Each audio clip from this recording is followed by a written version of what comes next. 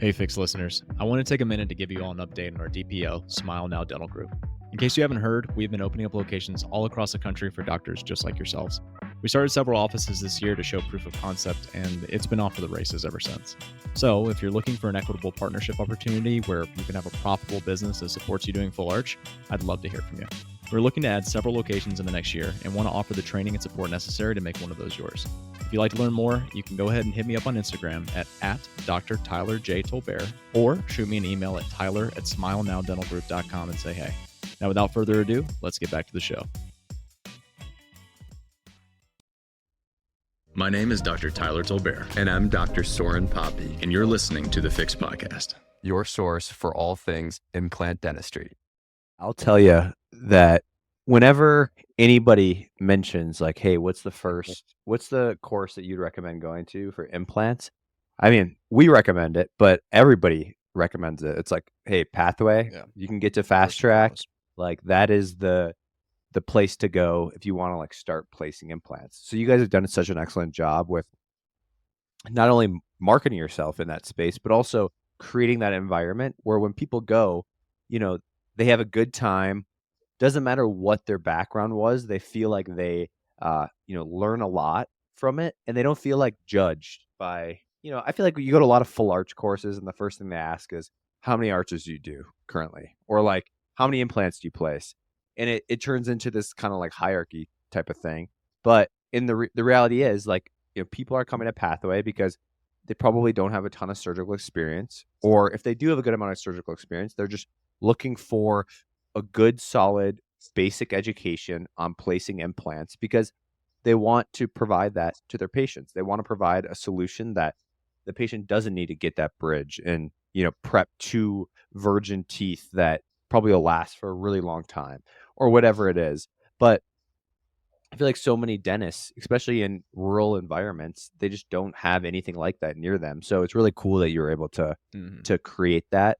And Tyler went and he got all aboard implants, and I know I kind of trailed on Tyler's tails and got into the implants as well. So I mean, I'll say that probably is what got us initially into this space as well. So we really appreciate that. And we have had I talk to Chris a lot. And I love Chris, and I think he's a great clinician. And he told me all about how he was in Denver here, working under the doctor here, and then made his way to your office and really got to dive in. Because I think when he was here, he was doing a lot of restorations, a lot of like occlusal, like making sure everything Pros. Yeah, a lot of pro stuff, and then he wanted to get into the surgical part, so he found you, went there, and I think that that was a great opportunity for him. And now he's, we talk about him on our podcast. He's like one of the guys I look up to for a lot of the remote anchorage stuff. Like him, Holtzclaw, a lot of those guys. When you're trying to fix someone who comes into your office who has maybe been through the ringer already and they've got zero bone left, like those are the guys that I look towards for figuring out the solution to that case. The last stop. So you're right. The people around you are what you're the best for the people around you. And Chris is great. And, we had a opportunity to work with Vorholt for a couple months too. He's been great to us and a very good clinician as well. So I think that, you did a great job with establishing people in our industry that were looking for that next step in implant dentistry. And now we have such a great opportunity to learn implant dentistry at Pathway. So we really appreciate that.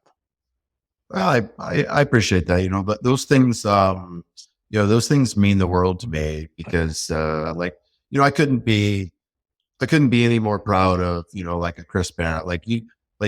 I remember him placing his very first implant in Pathway because, he came out of a high-end cosmetic practice in Cherry Creek. He left a practice that hundreds of dentists would just be foaming at the mouth to be in that kind of high-end practice. And it wasn't fulfilling to him, and to see him not just take advantage,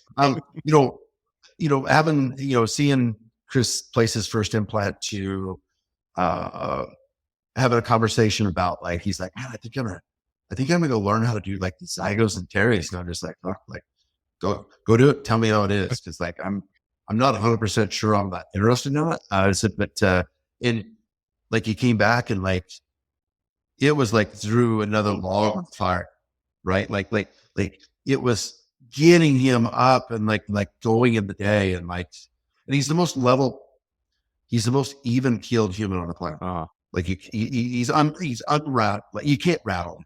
And, I love those stories, and I think about the people that, just blossomed, in that, on the mentor side, from Josh McGow, and of course,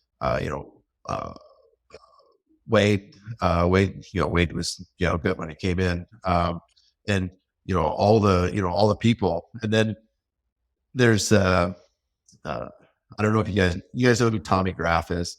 Yeah. Yeah. So, one of the docs that take the course this week was referred, came because, Tommy told him he should come. And I always tell people, like, I ruined Tommy harder and faster than anyone else on the planet, because like he took Pathway, and then like 3 months later, he took, Chris and Raj's, All on X course. And then like 3 months after that, he called me one day and he was just like, hey man, like, I get this crazy idea to run by you. And I was like, yeah, what's that? And he goes, yeah, I think I'm going to fire my hygienist and everyone in the office and turn my office into an implant only cell. I remember when he did this. And I was like, Tainted him. Shit. But then I was like, you know what? I did the same thing. Yeah. Like I left, it wasn't for ARC Center, but it was for all implants. Uh-huh. And I was just like, I left that private practice out because I didn't want to do it. But I wanted to be happy, and I wanted to do things that fulfilled me. And, look at him now. He's got Chase with him, and and, all the things. And you can see it in his voice and the way he promotes his practice and stuff. And I can't mention them all because they're like, the list is long, but like, it's what's, really, it's what makes me get up every day and love to go down to the center. And, now we've got this big, beautiful facility and like all this other stuff. And, but it has not, it's funny because people are like, oh my God, you got this like beautiful facility and all 32 operatories and all these things. But, I'll tell them, like, it's only as good as the humans that walk in that door. Yeah. Mm-hmm. That building doesn't do anything. The building and the equipment and stuff, they don't do anything for teaching and getting people to do things. Like it's all about the people that come there. I think something that impresses me the most about Pathway is, as it's grown, it's remained and almost become more nimble over time in terms of, as new techniques become more, proliferated into the general consciousness, like remote anchorage and things and new technologies. Pathway has a course on it almost right away. And you guys are able to offer so many different courses for whatever experience level people are coming in with, what they're trying to get to. And I think a lot of that speaks to the mentors that you guys have in your atmosphere is, as they continue to push boundaries, you guys are democratizing that into courses and bringing people into it in obviously in a safe and controlled environment. And, a lot of times as organizations grow, it's even harder for them to innovate. It's harder for them to increase their offerings and create that for people. And you guys have managed to do that just wonderfully. I appreciate that because I find those courses, like I told you, I even I gave up the teaching, being the lead instructor for the sinus course. Andrew Curry out of Atlanta is teaching it for me now, and I do that because like the mentors that come and give of themselves, they're doing this on a day-to-day basis, and I think about some of the recent courses that we've added to it. Obviously, Dan Holtzclaw and his remote anchorage. Like, today he only does 4 docs at a time for the live surgery thing. Like it's small lot. And yesterday he did a demo quad zygo with an incisal canal, and then today I think Doc Leland did a quad zygo with some transnasals and like crazy. But there's a call for that, and I think that being nimble to create that next step is like it's okay to go out of country and do those cases, and we know why people go out of country, but like for me, like I think you can serve more people being here, and we can serve the dentist better, because those procedures, like they got to be taught to treatment plan and provide the care and the follow-up and stuff, and to the standards at which we would be held, and it's got to be as close to your simulation of your own practice as as possible. And you're just not going to get that in like, I think outside of the US. But I also think that is one of there's two courses that I think are the most important new additions to the course. The one is the remote anchorage, because as Clear Choice and everyone out there has been eating up arches and and mowing down bone and creating FP3s and stuff. As we've done this, there's a tsunami of complications coming. Oh yeah. There's a tsunami of failed arches, and this has nothing to do with bad dentistry. This has everything to do with time. Like, and I'll tell you, arches that were done 10 years ago are on implants that are nowhere near the technology that we have today, on techniques that had yet been refined. Yeah. Yet we did them at a high level, and the issues that I have with that is that the damn courts and people judge us today by what we did 10 years ago. And it's not right, because the technology and the techniques and the reps have increased over this amount of time. And you can't not solve for that. Right. So there's a need for remote anchorage, because as as implant dentistry and full arches, age and fail, some of these people, that's the only place they're going to go. That's the only solution they have at that point, is to, be able to go to those. So that is one of the reasons. The other one that I'm really passionate about is the FP1 course that Josh and Wade are doing, because, what you talk about, just what we did, is we need to really learn about these, how to deal with younger people that have bone. And, if you're getting this done in your 20s, 30s, and 40s, like, you're going to need a revision in your 50s or 60s. And without a doubt, not everybody, but like, there's a good piece that are going to be there. And then what happens when the revision needs to go? Well, then the next step is remote anchorage. The next step is remote anchorage. And this lies in line, but the FP1 is a stepping stone and a bone. I call it a bone holder for those humans that don't need to have an arch mowed down. And I feel I'm super passionate about that being treated the way it is. I got a couple comments on what you said, and one of them, the first one, is talking about the courts and like how they're seeing cases that maybe were done 20 years ago when we didn't have the technology that we do now. And I get frustrated about this too, because my thought, like, kind of what I compare it to is that 30 years ago, almost every and correct me if I'm wrong, but a lot of patients that were going through ortho got all their their premolars out, and took out all the premolars, the first pre's, and then did ortho. And now we don't need that anymore. But if they went back and ostracized every single orthodontist that did that, then, because that's the technology they had at the time, there'd be so many orthodontists that be sitting in court because they were taking out virgin teeth that maybe didn't need to be taken out. And I would say the same thing. At the time, we didn't have photogrammetry. We didn't have all of the solutions that we do now, but the dentists were just doing the best that they could with what they had and trying to please the patient to give them a remote anchorage solution. And maybe they didn't know about root banking and, socket shielding and FP1s and all this stuff that have come out in the last 5 years. And sure, it probably would have been a better treatment option to give a 28-year-old like a nice FP1 with all these solutions.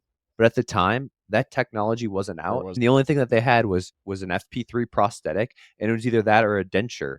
And you know damn well that if they put them in a denture, it was either that or a denture. And that they do now, getting them, and I hope that as some of these, if more and more of these cases kind of come to court, that people kind of mention that, because my opinion is putting somebody in a denture too, like they're going to eat away bone over time. No different than putting in implants. Let it happen naturally or artificially. It Right, still happens exactly. the same. And you can't ostracize somebody for doing the best they could with the technology that they had at the time that those implants were placed. So that's my opinion on that.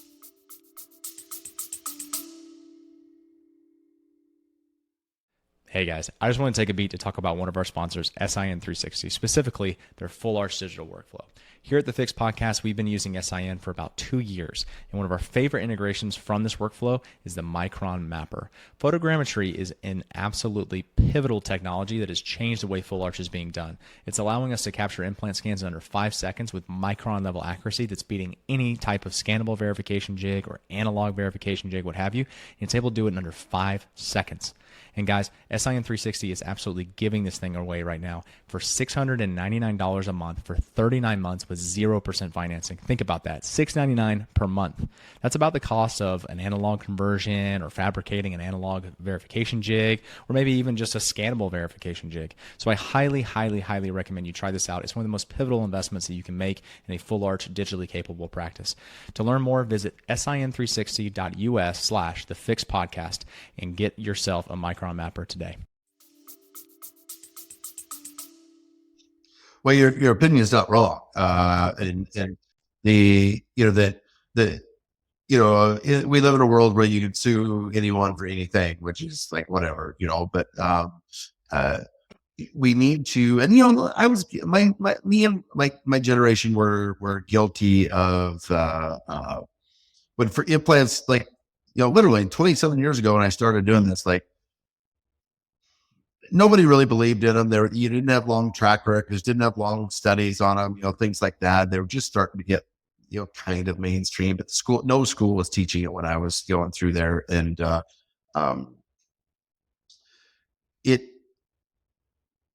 we contributed because we sold implants as hey, there's no nerve, there's no need for root canals, you're not going to rot, the teeth aren't going to rot, But we didn't. I remember, when I left Mish, I was placing the BioHorizons square threaded parallel walled external hexed implant, which no one places today. But that was, according to the literature and what we had, that was the best implant that we had. Yeah. And it loses bone down to the first thread. Most of the time it does stop, but we sold this as being we sold it as being a super treatment when it was just a treatment. And, it's better than the average, it's better than a bridge or a denture, but it's not forever. And we cycled through that, and now we're seeing it on the backside. And these people, they're paying 40, 50,000 for a dual arch, and they have some implant loss, or they have a prosthetic loss, and they're mad, and they think that this should have, survived forever. And the reality is that, for one, I think dentists don't take enough that I don't think that we honor how a patient loses their teeth enough. And what I mean by that is when they come to you needing a full arch, they're already speaking to you in an unwritten language that they don't have a track record of taking care of their teeth. Whether it is whether it is their love for crystal meth, or, perio, which are two separate problems in themselves. Like one leaves you with bone and one leaves you with no bone, Yeah. but the reality of that is that it's different dentistry than single tooth dentistry, because you can take great care of your teeth and break a tooth and have to have an implant.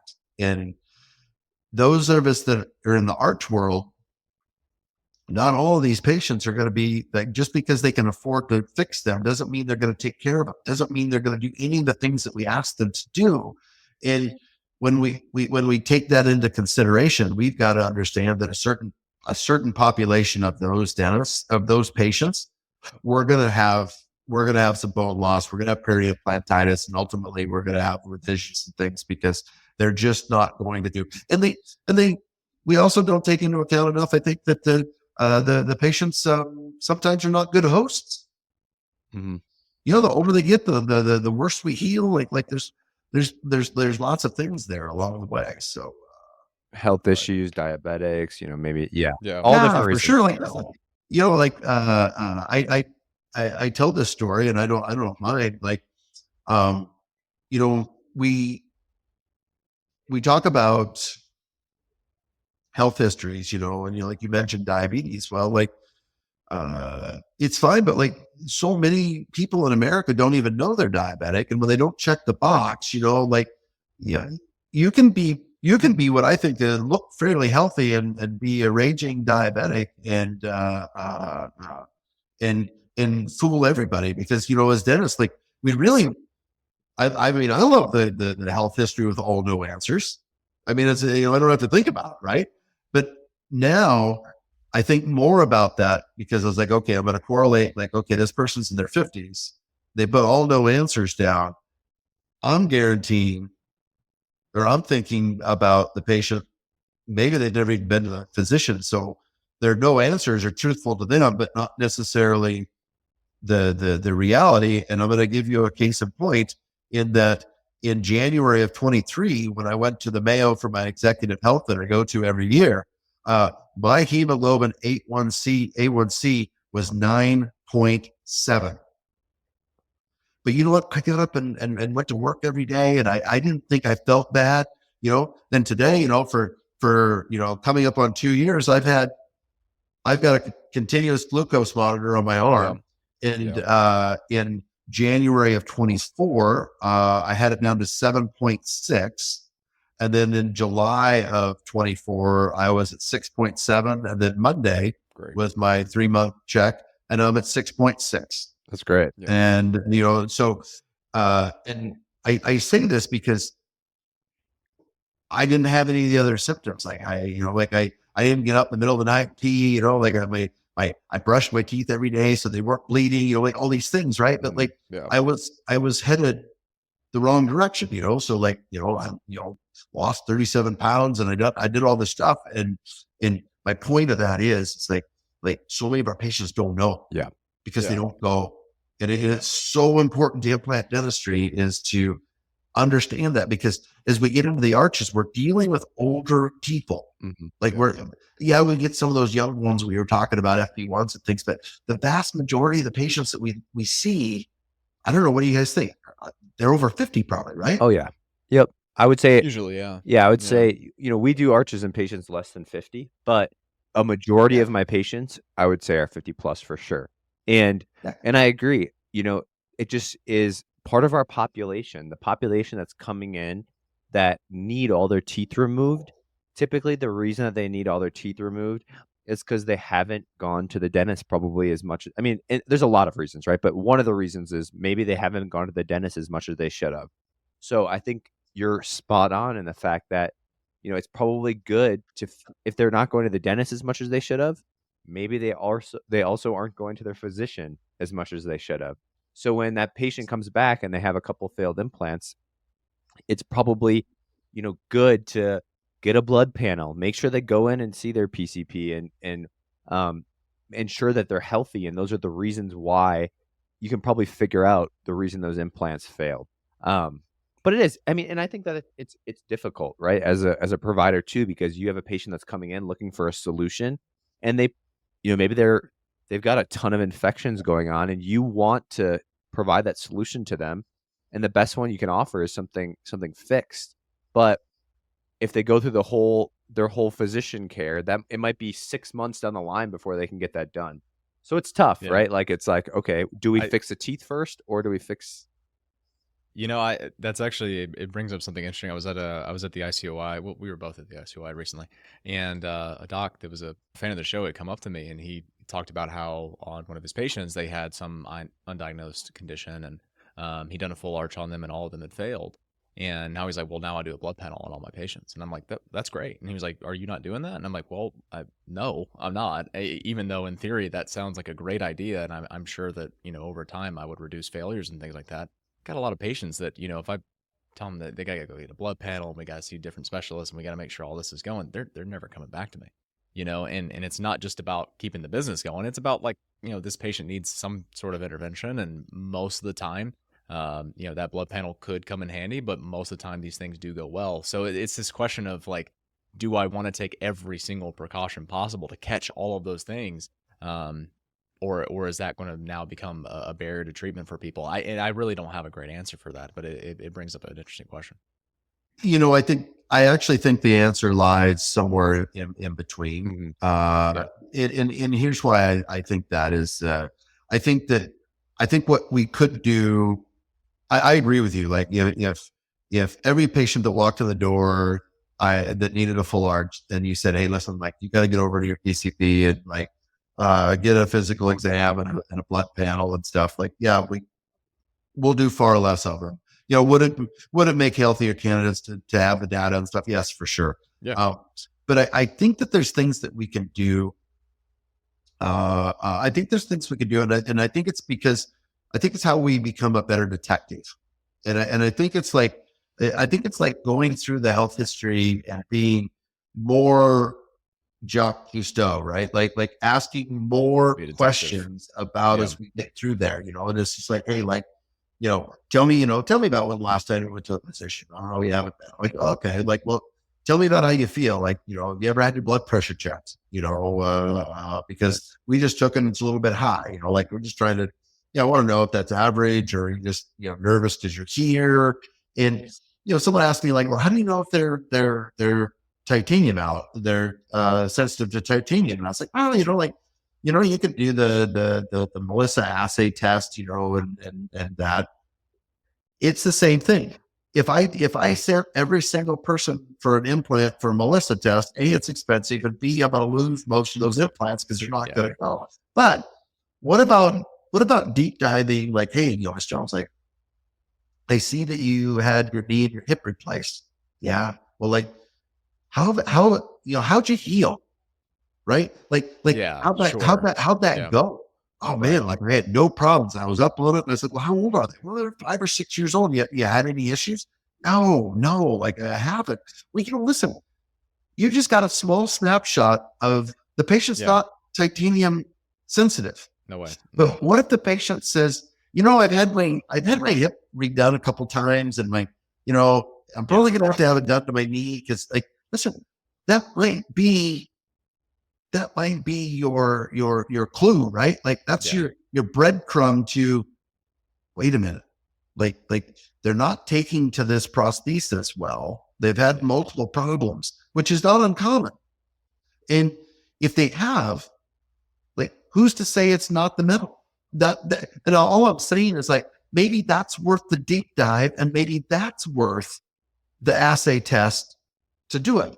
So when we talk about, a full count panel, like, maybe we do that on the human that is 50 plus, that's never been to the physician and has numerous lesions and things like that. Like, maybe, and maybe that patient's, think about this, maybe that patient, I always tell people, man, I like to watch my patients a little bit in the waiting room, and I like to watch them walk to their operatory, because it tells you a little bit about them, right? Like, can they hop right up, and can they walk down the hallway, or are they winded when they get there, right? Yeah. Did it flush them, right? Like, look at their arms. Like, do their arms have bruises on them? And like there's little things that we forget are clues to a patient's overall health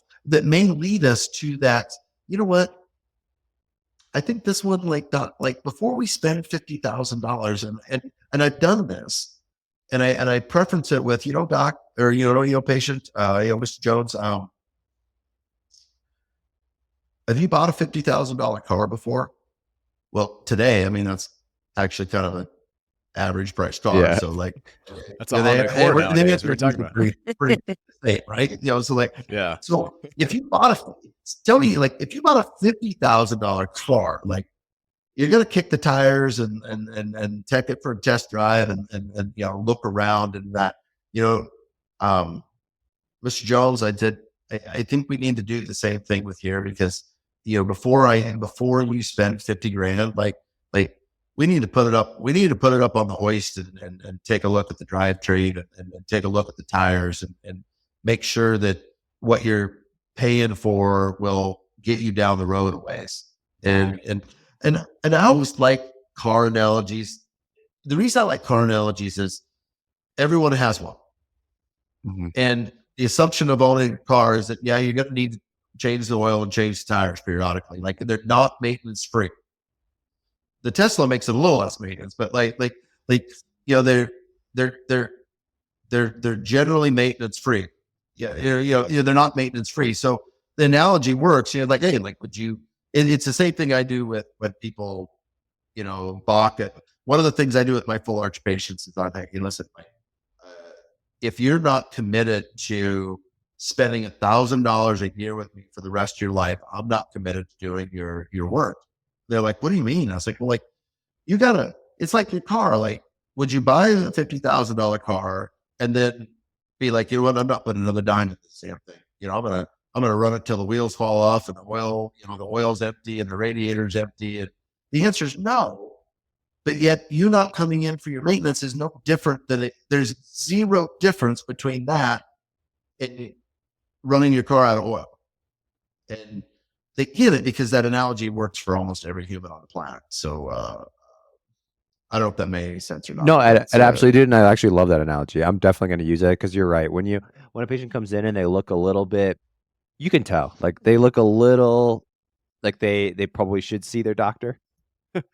And I think a great way to let them know that without them just going across the street to the next provider that'll just do it for them, is just let them know, like, hey, listen, you're spending a lot of money.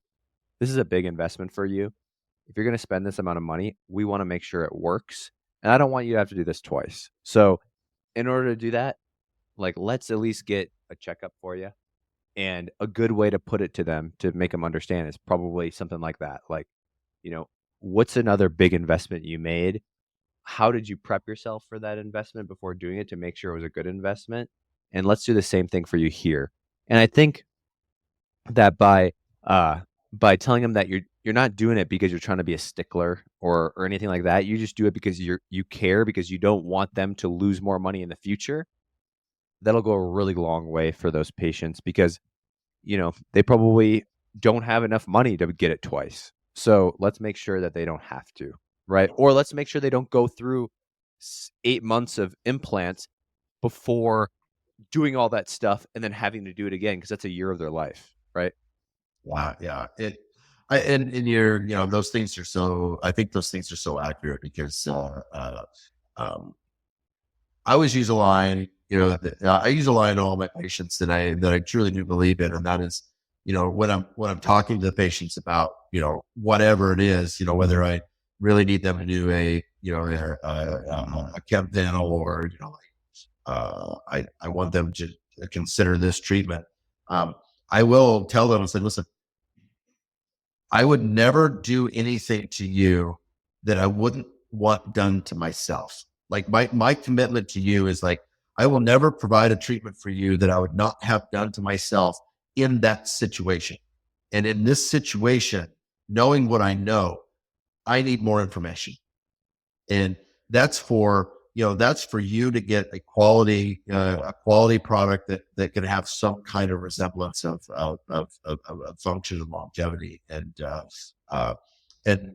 listen, their answer also speaks volumes to whether you should even be working on them to begin with. Like if they don't see that and honor that, like that's probably not someone that you should work on to begin with. Yeah, agreed, 100%. So this was something that I wanted to bring up earlier when you were talking about providers that have come through Pathway that you've seen excel greatly. You talked about Graf and Barrett and Pilling and some of these guys. I'm just curious what are your thoughts on what make a good implant surgeon? Like what makes a good a surgeon in your eyes? Because I have a lot of colleagues that I'm friends with that do general dentistry, and they maybe want to get into surgery, but they're not super comfortable with it. And sometimes I tell them like, hey, listen, or at the other end of the spectrum is they really wanted to get into full arch and they feel comfortable with it, but they also have a lot of anxiety about little procedures.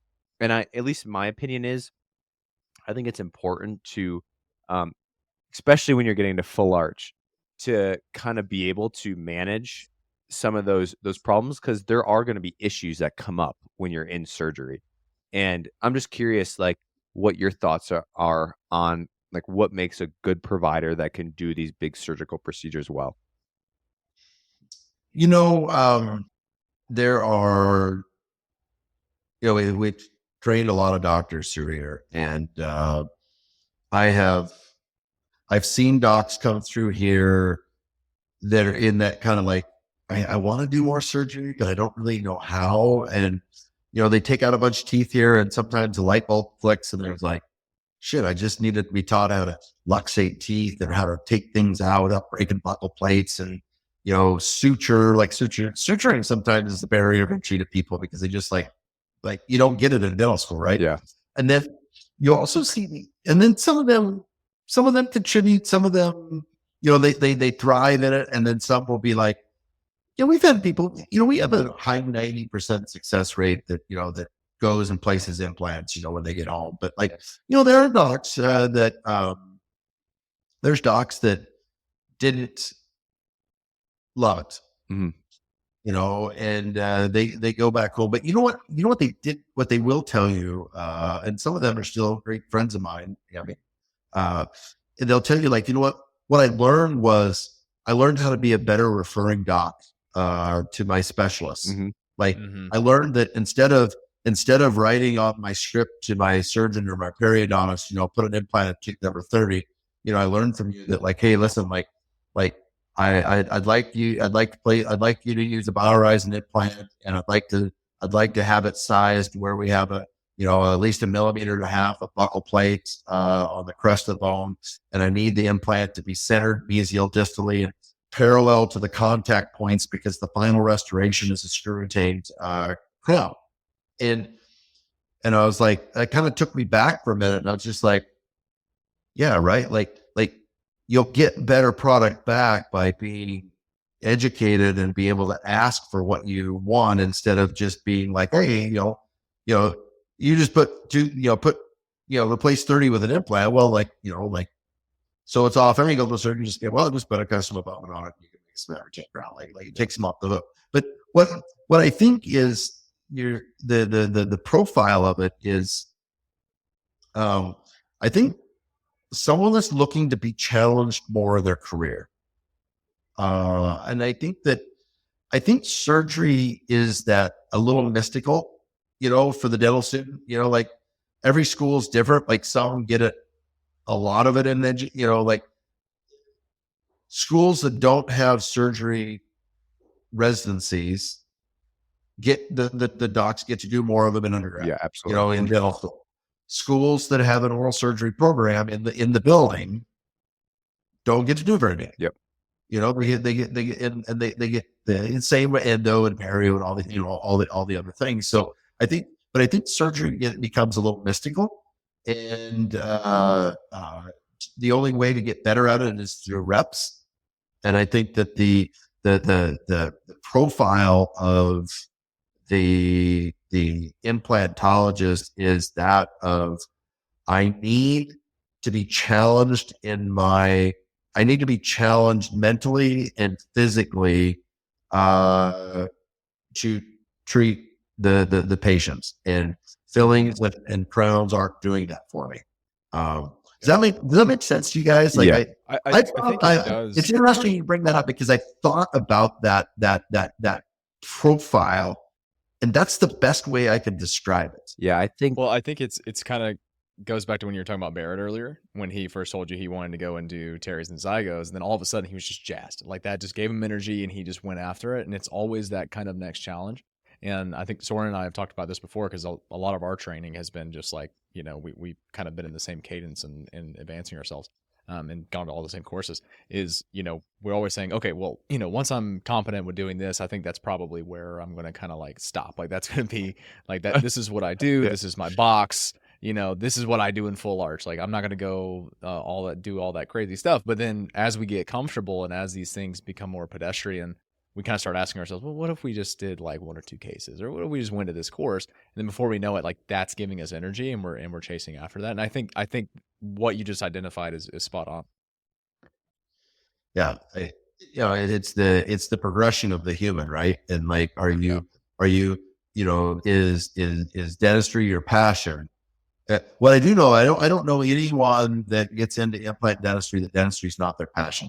I know plenty of dentists that just do crowns and fillings and hygiene checks, and dentistry is not their passion. Mhm. And I there's a good delineator there. Yeah. Yeah, I think, sure. one of my and this is kind of on topic, but one of my core memories of kind of getting into surgery, because I definitely have the mindset of like, I need to be challenged. If I'm not challenged, I get super bored and I just like look for the next thing, right?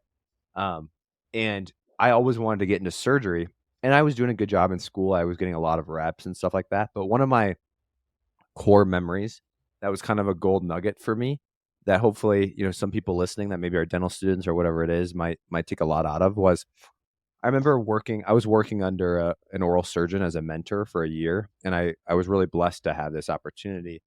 But he always was like, I always kind of looked at him as like a little bit of a crutch, where I'm like, man, I've been at this molar for 20 minutes, and I just can't get it out. And like, I sectioned it, and I got there, and I got to the root, and I feel like the patient's starting to get uncomfortable. Maybe his numbness is wearing off a little bit, and I just like, started to get that feeling in the pit of my stomach. And I went to him and I'm like, hey, doc, like, I just, I'm having a really tough time with this root. I can't get it out. It's stuck down there. And I remember him just looking at me. This is Dr. G. And I talk about him a decent amount, because I learned so much from this guy. But he looked at me and he's like, hey man, you're going to be on your own in 6 months. Like, am I going to be here for you in 6 months when you come out? Like go back in there and figure it out. And I think that that's like a really important mindset to have when you're learning these initially, is just go through all of the steps that you can. Because, when you're at a course like Pathway, right? Or you're at one of these courses, it's the easiest option is always to go and like ask for help and get someone to help you. But the fact of the matter is, what's going to make you a better clinician long term is figuring out, that solution to do it by yourself. So I urge people, like, when they are at courses, that they have someone behind them that needs help, without, doing anything destructive to the patient, but really take all the steps that you can to try to figure it out yourself before going and asking for help, because that's what's going to make you a better clinician long term. And being able to kind of like jump over those hurdles is what's going to allow you to get into these more advanced dentistry over time and allow you to do it faster. I think what you're describing is what I like to call critical thinking. Yeah. And critical action, right? Like, and I think, I think I've defined critical thinking in implant dentistry as this: like, you have,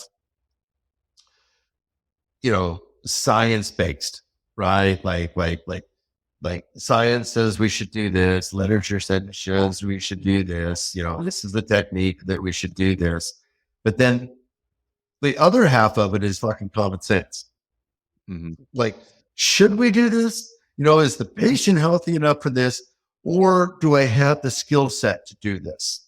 Like I think critical thinking and critical action comes from blending the known scientific portion with the common sense, like reality you have, and you come together and you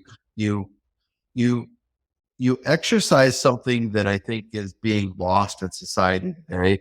And that is problem solving. Yeah. Like what you're talking about is going into a surgery and solving for a problem that is there. I think our society is making it too easy to just quit, right? I need a mental health day. Like I can't take it, like I'm just like, are you kidding me? Like, I could only imagine if I was like on the ranch and I told my dad one day, I was like, you know what? I'm not fixing fence today. Like, I need a goddamn mental health. I can't do it. So like, I just can't even imagine saying it. But you know what?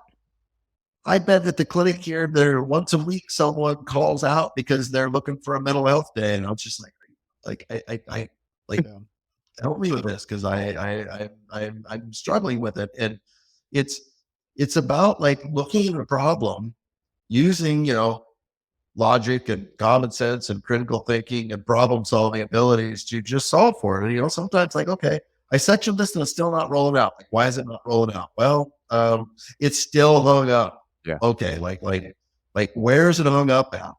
On a mower, on a mandated mower. Like, well, where am I going to remove more bone now? Well, we're not going to remove it on the lingual side. That's dumb. Well, let's take it out away from structures and away from nerves and things that like decrease the risk.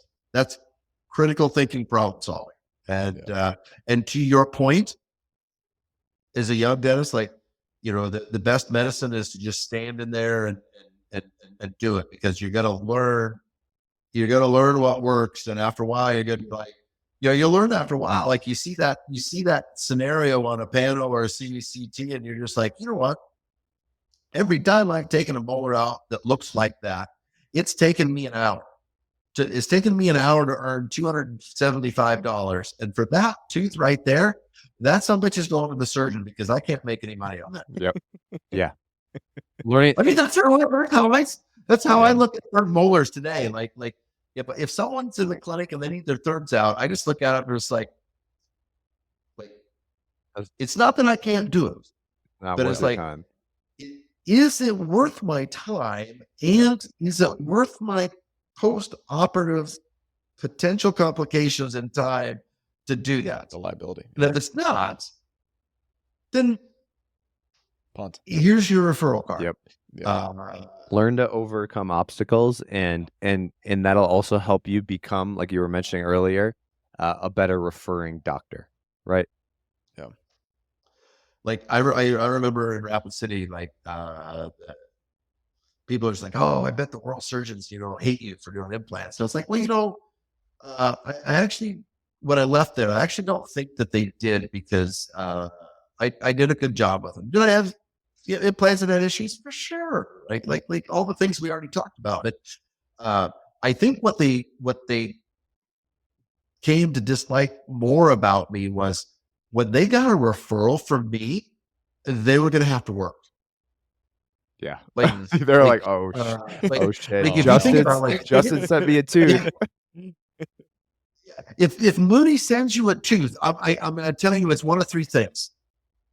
It's going to take forever to get out because it sucks. Mm-hmm.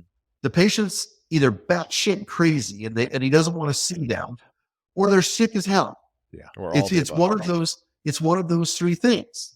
So and for that, like you think about yourself, would you want a referral for any one of those three things? Yeah. No. But on my podcast during COVID, I had he was the then ADA president, Dan Clements, down in Tucson, oral surgeon. He was ADA president, and he was on the podcast, and I was kind of nervous because I was like, shit, I'm a surgeon on, like ADA president, but like I'm teaching GPs how to do implants. And he said one of the coolest things ever. He said, Justin, specialists should do special things. And special things are not abundant bone missing number 19s. And all the other things that I just talked about are special things. People with bisphosphonates, people with health issues, health histories, difficult anatomy, difficult teeth, all those things like that. And that's what they're there for. Mm-hmm. And that's how I use them. And I think to your point, like, how do we get people to understand like how to be better referring doctors and ultimately keep, identify the easier cases and the ones that we can treat because your patients we know don't want to go anywhere else. How do we keep those? And how do we, do risk mitigation and send the risky ones out the door? Because you guys know that, like, if you do that really well in your practice, you won't have that many issues. 100%. No, I agree totally. And I think that's a really good point to end on here. We're kind of getting to our end point here, and I think we had a lot of really good topics, and a lot of dentists are going to love this episode here. We went from clinical stuff to ethical stuff to treating patients properly. We have a couple. Tyler always asks a couple questions at the end here, but I just wanted to give you the floor. Is there anything at all that you wanted to mention at all to our listeners? Maybe you mentioned a couple new pathway courses. Anything else before Tyler asks these two questions, and then we kind of wrap it up? Listen, pathway, and this will sound funny coming from someone that's trying to sell education, but like, pathway should never be everyone's only source of education, because you got like, I've taken them all, from Kois to Picos to John Russo to Carl Misch to like, and it blends in and becomes a part of, the way you practice. If you're looking for quality courses that are going to get you some reps and by, good humans, because like criteria to be a mentor at Pathway is like, first and foremost, would I let them do an implant on me? Now within that group, I might be a little bit selective, but like, criteria, like would I let them be, sometime I'll tell a good story about how Josh McGowan ended up doing an implant on Wayne Going. It was funny as shit, but well, I'll tell you, Wayne needed an implant, and and it was, and so he had it down at a fast track, and like all of us, mentors sitting around, and I'm like, oh, I gotta be the logical one to do this, right? And it was funny because Wade's like, he goes, Mood, like, it had nothing to do with your skill set. He goes, but because Wayne needed a little sedation from McGowan, and he's just like, I just knew that when I woke up, I'd have a BioHorizon implant in there. And he was really looking, he wanted this Straumann BLX in there, because at the time he wanted a conical implant. At the time, Bio didn't have the conical implant. So that's what he wanted. And he goes, I knew if you did it, I'd end up with a Bio implant. And I said, well, what if it? He goes, I know. And I said, well, what fit McGowan? And he looked at me and he goes, I needed someone that was a little bit scared. He goes, you wouldn't have been scared. And he goes, I need a little bit scared. They need a little bit of that Asian precision.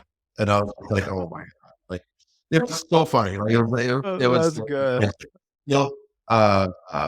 My criteria, I real quick, I was like, would I let them work on me? And the second criteria is, do they let me call them by their first name?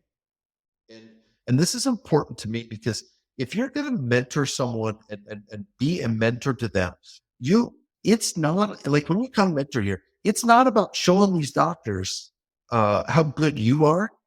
It's about showing them how good they could be.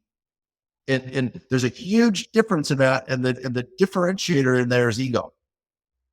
And you got to be able to, we all have a little bit of it, but you got to be able to check that and make it about the patient and the doctor that's trying to learn, and not about like how good you are. And the third one is, would I invite them to my house tonight for dinner and drinks? Would I see them outside of the professional setting? And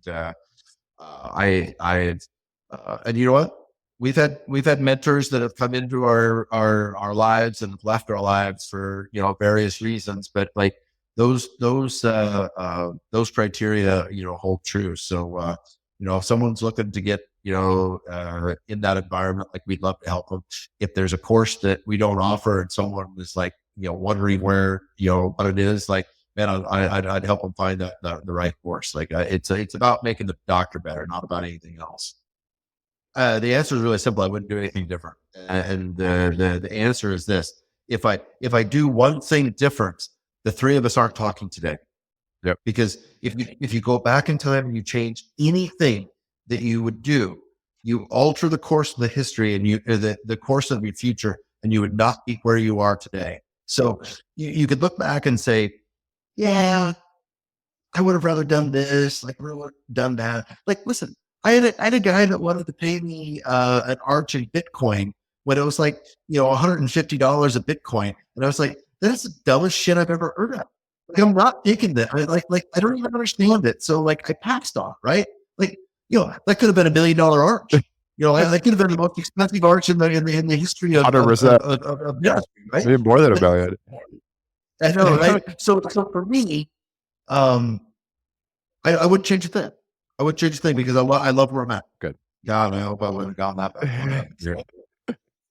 Most controversial opinion in so large. How do I get persecuted for this? That's what we like. We get all sorts of answers. I'm all right. I dislike all informed. And the reasons. I'm going to preface it with, there are humans that is the best treatment for. And if you've been a dentulous for a long time, and I've got unusable sinuses for maybe pathology reasons or whatever, and the only way I can get what the patient desires is to angle some and do a true all on four, old Palomalo standard. I went through that phase after learning from him. I went through that phase.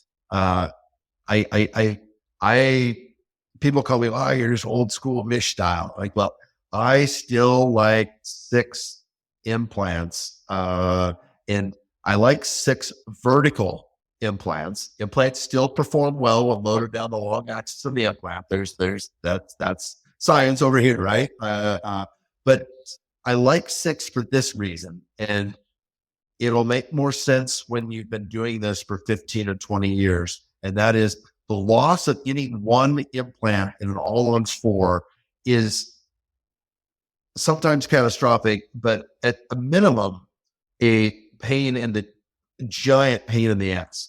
Wow. If you have 6, you've got posterior support, you've got some stabilization, and the loss of any one implant in a 6 implant system is tolerable. And that is, if I lose either of the posterior terminal implants, I can section the bridge, I could graft the sinus, and I could come back with a single unit or a small little bridge to replace that section. And the full arch in the front is there. If I lose an anterior one, I could just take it out and graft it and do nothing. Mm-hmm. Because I still might have 5. I can even suffer the loss of 2 and still be where I was if I would have just placed it all on 4.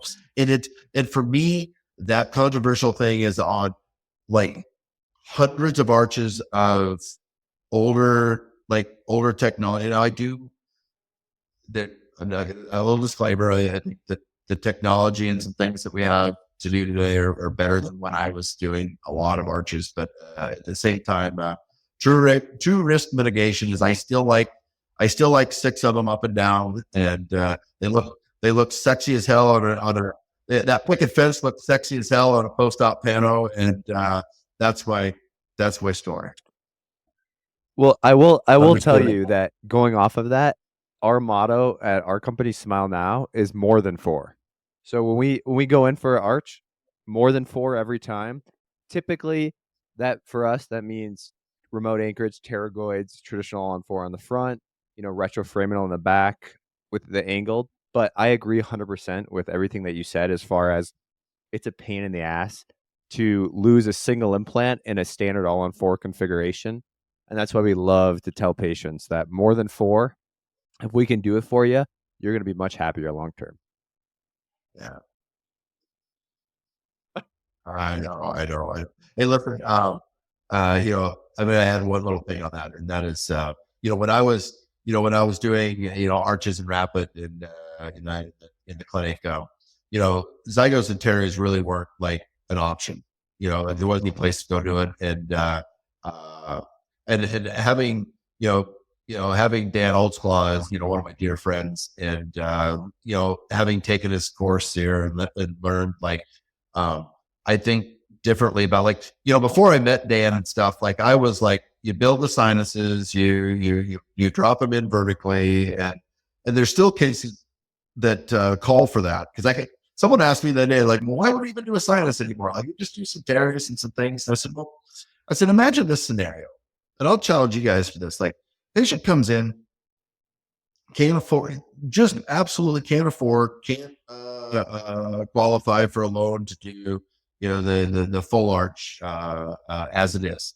So imagine a scenario where you can go to Mrs. Jones and say, you know what, let's phase this in so that you can get what you need over amount of time. And so here's what we're going to do today. We're going to get these diseased teeth out of here. We're going to graft the holes, and we're going to put you into an immediate denture for about 4, 5, 6 months, and then that's going to give your pocketbook a chance to kind of recharge from this hit, which was, by the way, was still profitable in your practice for what you did. And then you're going to move to phase 2, which is we're going to place the implants. Now, what if we don't have any bone anywhere? The patient can't afford the exotics, the exynos and the teres. Imagine a scenario where, especially in today's economy, where phase 2 is I'm going to do some bone grafting in both of the upper left and the upper right side. And it takes about 10, 12 months for it to really be good bone. So phase 2 is, it's about $5,000, $6,000, but you got 12, you got 12 months to heal from that financially. And then phase 3 is going to be, we're going to put the implants in, and they need to heal as well. And they've got some time. And so they're going to need 6, 8 months of healing. And then the final thing is what you actually want, and that's the teeth that you can smile with and chew with and do those things. And yes, I just talked to you about a 2-year-long program, maybe even a little bit more, but you know what? I can get you what you need to have. It's going to be super sound and is probably as good as we could probably make it. And I've gotten you from point A to point B, financially. And sometimes we're so ingrained in racing to the finish line with full arch that we leave some people behind because it's either full arch or nothing. But what I just told you is more affordable to a lot of people. And guess what? You've got 4 phases of big revenue. And if you hadn't taken that patient out 2 years, you'd have got 0.0 on it. Yep. So I think that goes back to that. If you open your mind to hearing what the patient has to say, and man, doc, I can't afford that. Well, then get super creative at problem solving. Sometimes the problem solving isn't for the work itself, but if the problem solving is for the financial pocketbook, how do I problem solve for the patient? And that is, let's break this some bitch up over 2 years. Because if you're planning on being in the same location for more than 2 years, that's a gold mine patient. Yeah, it's great. And they got served. Yeah, I mean, I don't think that that should really be that controversial, and I think that if we're thinking about long game and you've inserted yourself into a community and you want to benefit that community and give back to people, and not everyone's going to be ready for full arch. There's a lot to be said for getting multiple bites of the apple, being conservative, not making everybody fit into the same box. So I can definitely appreciate where that's coming from, and ultimately, being a pillar of your community, giving back, it's extremely important as a dentist. Well, listen, I think I appreciate you guys having me on your podcast. I love following you guys. I I love what you said about giving back. Like, listen, you're gonna have amazing careers, and you're gonna provide for yourself and your families, and that's not even that's not a thought; it's a given. And you know, as you move through this, and this podcast goes a long ways, and like as you move through life, like remember, like how you got here was someone blazing that trail or leading the path, and you guys are approaching the trailblazing status, and don't take that lightly. Like drag some people along the way, because it's where the real gold is. It really is. Well, I certainly appreciate you saying that. It's very generous of you to say. I mean, with our little podcast here and our audience, we're very humble about what it is that we're doing. But at the same time, I couldn't agree more that, having seen what you did with Implant Pathway and all the people that you've brought along to success with you, it's inspiring to us to do something very similar. This is not about money or status or titles or anything for us. I think at the end of the day, those are things you can't take with you at all. But what you can take is the friends you make and the colleagues you make, and being able to practice without living in a silo. And really, that's why we started this podcast and create this community. And, for us, the person that dragged us along was you. So we really appreciate it. Yeah. For that, I appreciate you saying that, because for that, like, that makes me, that makes me whole, because yeah, being able to call you guys friends and be on your podcast and stuff. That's better than titles and money and all the other stupid shit. So, yep. Yep.